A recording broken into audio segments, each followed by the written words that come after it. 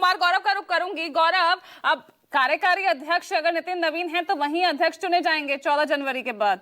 तो अब ऐसे में ये कदम, अब आगे क्या प्रोसेस रहेगा, क्या प्रक्रिया रहेगी, क्योंकि दिल्ली भी पहुंच रहे हैं आज शायद नितिन नवीन।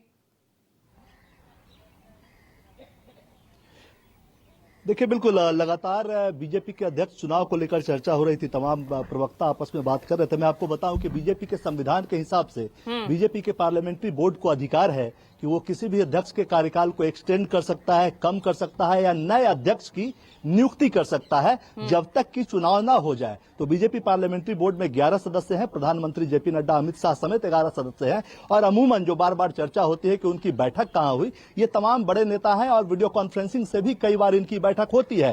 क्योंकि कई बार जो प्रेस रिलीज आते हैं उसमें ये साफ साफ लिखा जाता है कि वीडियो कॉन्फ्रेंसिंग के जरिए बैठक हुई और उसके बाद ये फैसला लिया गया है। तो जाहिर सी बात है, जहां तक चुनाव का सवाल है कि सीधा अपॉइंट कर दिया पार्लियामेंट्री बोर्ड ने और चुनाव नहीं हुआ। 14 जनवरी के बाद जब खरमास का वक्त खत्म होगा उसके बाद आप देखेंगी कि राष्ट्रीय चुनाव का जो इलेक्टोरल रोल होता है वो तैयार होगा। नितिन नवीन उसमें ये भाजपा में परंपरा जरूर है कि दो लोग चुनाव नहीं लड़ते। प्रयास किया जाता है कि ऐसी विकट स्थिति न उत्पन्न हो कि 2-3 उम्मीदवार हो जाए, आपस में बातचीत करके सहयोग की भूमिका में, ताकि मैसेज खराब न जाए। कोई सिंगल व्यक्ति ही नॉमिनेशन करता है, लेकिन ऐसा नहीं है कि दूसरा अगर कोई व्यक्ति नॉमिनेशन करना चाहे तो उसे रोक दिया जाए। ये पार्टी के वरिष्ठ नेताओं की आपसी समझ का नतीजा होता है। या आप उसे ये कह ले जो तमाम राजनीतिक दल कहते हैं कि किसी एक व्यक्ति का पार्टी में चलता है, वैसा नहीं। इलेक्टोरल रोल के हिसाब से नॉमिनेशन होगा, उसके बाद चुनाव होगा और फिर राष्ट्रीय परिषद की बैठक बुलाई जाती है जिसमें देश भर के सदस्य होते हैं और उसके नाम को इंप्लीमेंट किया जाता है। तो जो